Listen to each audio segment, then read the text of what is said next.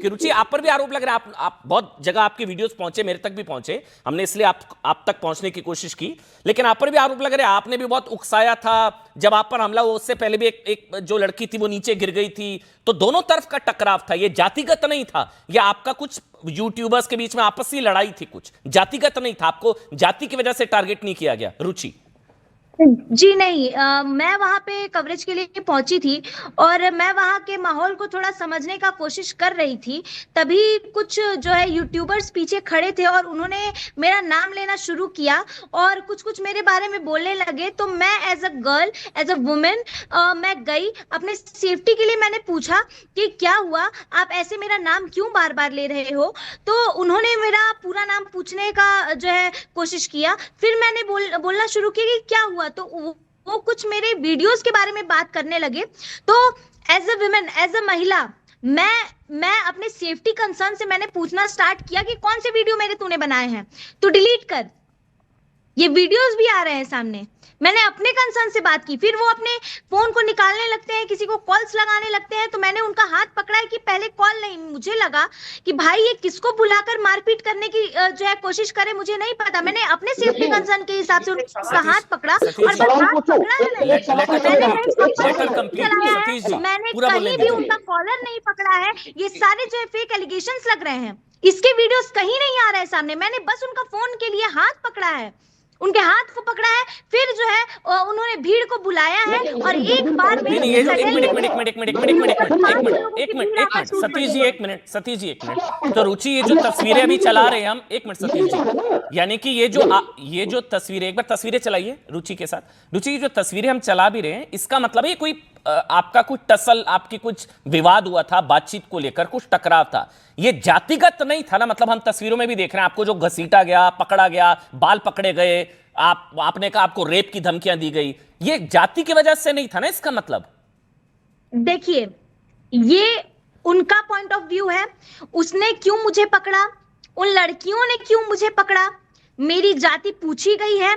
ठीक है, 11 तारीख को जंतर मंतर पे भी जो प्रोटेस्ट मैं कवरेज के लिए गई थी, वहां पर भी मेरी जाति पूछी गई है। ये वीडियो मेरे पास है और ये वीडियो क्लिप्स भी वायरल हो रही हैं, मेरे पास प्रूफ के लिए है। और ये सारी चीजें हुई हैं, उसकी वजह से मुझे टारगेट किया गया है। मुझे जंतर मंतर पर भी मेरी जाति की वजह से रोका गया प्रश्न पूछने के लिए। वही चीजें वहां हुई, जाति को लेकर टारगेट किया गया। मैं अपने बच बचाओ में आकर यूट्यूबर से बातें करती हूँ कि मुझे तुम ऐसे क्यों सवाल कर रहे हो, मेरे बारे में क्यों पूछ रहे हो, मेरा नाम क्यों बार बार ले रहे हो। तो वो अपनी टीम को जो है, जो वहां प्रोटेस्ट करने लोग यूजीसी के समर्थन में बैठे होते हैं, वो आयसा के लोग होते हैं या कहां के होते हैं, कौन से स्टूडेंट्स होते हैं, मैं गुंडे कहूंगी, जो गुंडा गर्दी करने पहुंचते हैं, यूनिवर्सिटीज में पढ़ाई करने नहीं पहुंचते हैं, इन जो है प्रोटेस्ट की आड़ में वो लोग मुझ पे सडनली जो है अटैक करते हैं। और वीडियोस में क्लियरली जो है दिख रहा है, जब मेरे ऊपर लोग जो है टूट पड़ते हैं और लोग मुझे पकड़ने की कोशिश करते हैं, तो मैं ये लोग क्या चाहते हैं, जो लोग बैठे हुए हैं, कि मैं अपने डिफेंस में हाथ पांव भी नहीं मारूं, मैं चुपचाप देखती रहूं मैं बस कि लोग हर्षवर्धन मुझे वहां त्रिपाठी, टांग के जो है मेरी पनीर निकाले, मुझे नोचे, मुझे मारे। नहीं ठीक है हर्षवर्धन जी, मैं बस एक चीज कहूंगा, ये क्योंकि रुचि तिवारी हैं, अगर ये कोई पिछड़े समाज से होती तो शायद इनको कुछ साबित भी नहीं करना पड़ता। इन सब पर SC/ST लग चुका हो तो सारे अंदर होते हैं। अभी तो इनको साबित करना पड़ रहा है, वहां तो ये बोल देती कि मेरे को जाति की वजह से। ठीक है रुचि जी, एक हर्षवर्धन त्रिपाठी जी हैं, सीनियर जर्नलिस्ट हैं, वो कुछ बोलना चाह रहे। अच्छा 30 सेकंड, हाँ बोलिए बोलिए, आप रुचि कंप्लीट करिए। हाँ प्लीज बोलिए, बात सुन लीजिए। बोलिए वो बोलिए। जो पत्रकार है वो खुलेआम बोल रहा है कि मैं इसके ऊपर जो ST/ST एक्ट लगा दूंगा। अच्छा किस ये बात बोला पे वो आपको? लगाएगा? ये खुलेआम अपनी वीडियो में जो है वो बोल रहा है लगातार कि मैं इसके ऊपर जो है SC/ST एक्ट लगाऊंगा लड़की के ऊपर। इसने मुझे जाति सूचक जो है शब्द बोले हैं, ये वो वीडियो प्रूफ दिखाए। मैंने कहाँ बोले हैं उसे जाति सूचक जो है शब्द मैंने बोले हो अगर, तो मैं वही ये कह रहा मेरे ही हूं। ऊपर अलग ही लोग हर्षवर्धन जी, खेल इस रहे हैं। डिबेट का जो मर्म है ना, जितने भी लोग देख रहे हैं, मेरी नजर में सिर्फ वही है कि ये डिस्क्रिमिनेटरी जो गाइडलाइंस थी, ये साबित हो रहा है, ये जो प्रकरण हो रहा है कि सुप्रीम कोर्ट ने अच्छा हुआ साहब रोक लगा दी। वरना तो जो रुचि तिवारी, अगर मैं फिर से बोलूंगा, ये रुचि तिवारी है इसलिए इनको साबित भी करना पड़ रहा है।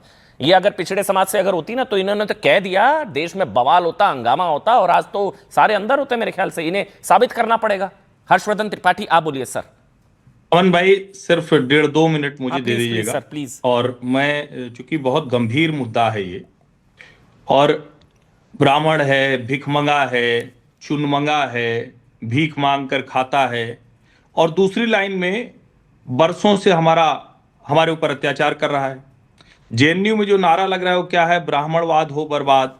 अब उसमें ठाकुरवाद तो आज तक हमने नहीं सुना था, Yes. लेकिन ठाकुरवाद हो बर्बाद भी आ गया। फिर उसके बाद है हिंदू राष्ट्र हो बर्बाद।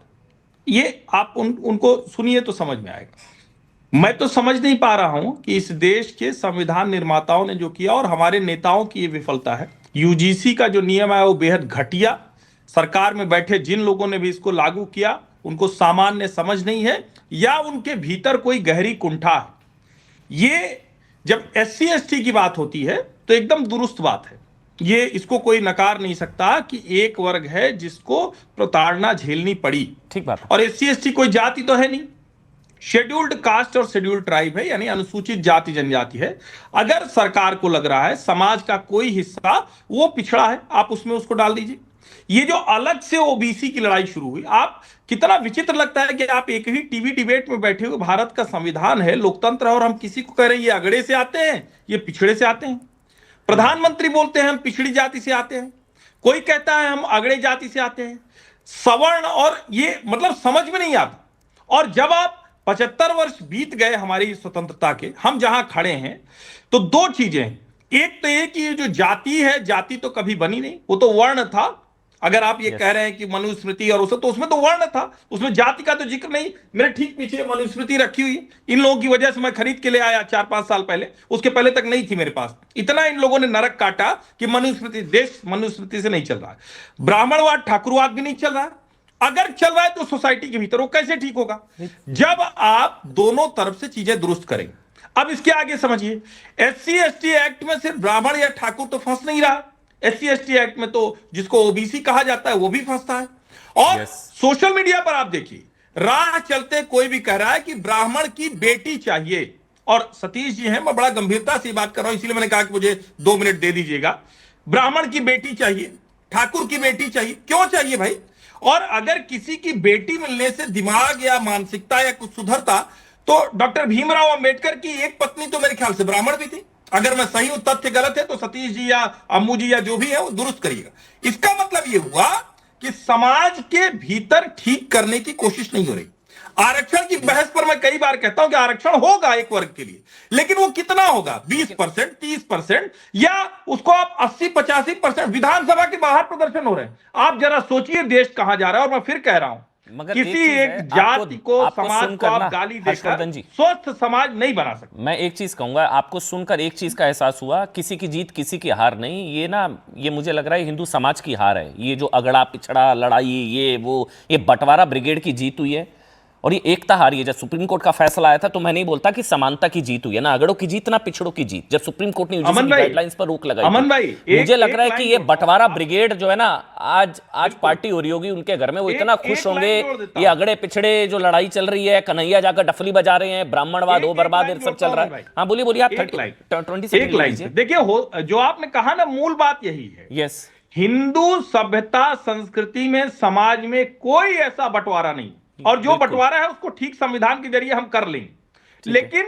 ये जो ढपली बजाने वाला गैंग है, ये जो आयातित है कम्युनिस्ट आइडियोलॉजी, वो तो भारत विरोधी है ना भाई।